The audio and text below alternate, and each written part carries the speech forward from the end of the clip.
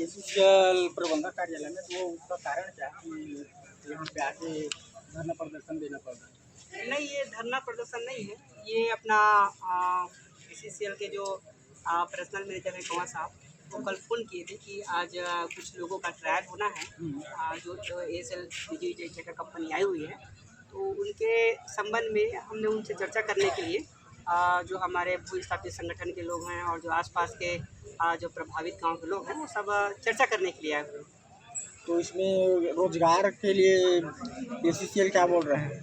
इसमें ACCL company का कहना है कि जैसे जैसे रिक्वायरमेंट निजी ठेका कंपनी जो एएसएल है, उनका जो रिक्वायरमेंट है उनके हिसाब से भर्ती प्रक्रिया को आरंभ की गई है और धीरे धीरे जो भर्ती प्रक्रिया है उसको आगे बढ़ाई जाएगी करके। तो अभी हम लोग का जो एसीसीएल मानिकपुर के जो प्रभावित 7 गांव हैं, तो एक बैठक हुई और बैठक में यह निर्णय लिया गया कि ओएसएल कंपनी की जितनी रिक्वायरमेंट है, लगभग उनकी ओबी में 100 गाड़ियाँ के आसपास की उनकी रिक्वायरमेंट है कि 100 गाड़ियाँ उसमें चलेगी।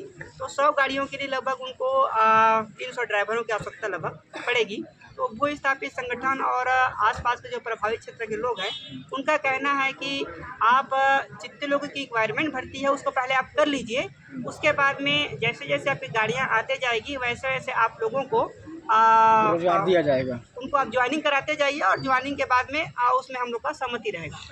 इनमें खाली ड्राइवर ही की है रिक्वायरमेंट की, हेल्पर, सुपरवाइजर? जैसे जैसे रिक्वायरमेंट आएगा उसमें एसीसीएल के द्वारा जानकारी दी जाएगी, उसके हिसाब से भर्ती होगी।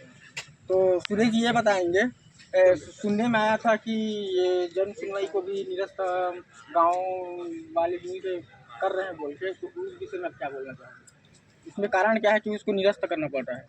कारण ये है कि कुछ व्यक्तिगत आदमी हैं कि उस जन सुनवाई में हो जाए बोलकर उनका जो फेल्वर है ना, उनको मतलब फोकस करके चल रहे हैं वो। लेकिन अपन उस चीज़ के लिए अपन नहीं कर रहे हैं। लेकिन जो जन सुनवाई जो मांग को लेकर जो बेसिक जन सुनवाई होता है, जो जन के हित के लिए होता है, वो हो नहीं पा रहा है। इसके कारण है क्या? क्योंकि अगर बेसिक जो होता है जन सुनवाई, मतलब ये है कि व्यक्ति को जो परेशानी, जो दिक्कत रहता है, वो अपना जाके वहाँ पे शिकायत करते हैं, साहब सर मेरे को ये शिकायत है, उस विषय में गाँव जो खदान का क्षेत्र है ना, प्रभावित क्षेत्र है, उसमें वो उनकी मांग को सुना जाता है। तो ऐसा वहाँ पे हो रहा है कि नहीं हो रहा है?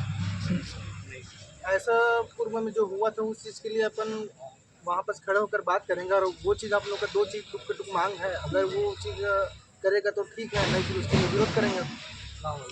तो ये रोजगार के मुद्दे में सर आप क्या बोलना चाहोगे?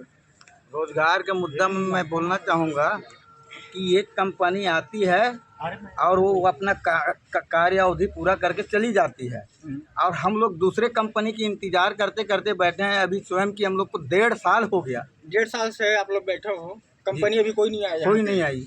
अभी जो कंपनी आ रही है उसमें अपना क्या रीज़न है कि मतलब अभी तक ये कंपनी चालू नहीं हो रहा है, कि ट्रायल नहीं ले रहा है, कि वर्कर को लेना नहीं चाहता है, कि बाहर से हायर करना चाहता है, ऐसा कुछ है क्या?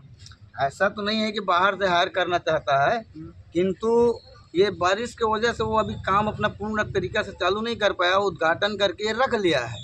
लेकिन सबसे बड़ी सवाल और मुद्दा तो ये है, मान लो मैंने 2.25 साल नौकरी किया एसीसीएल प्रबंधन के बीच में आउटसोर्सिंग कंपनी क्या बोलते हैं कलिंगा में, है ना।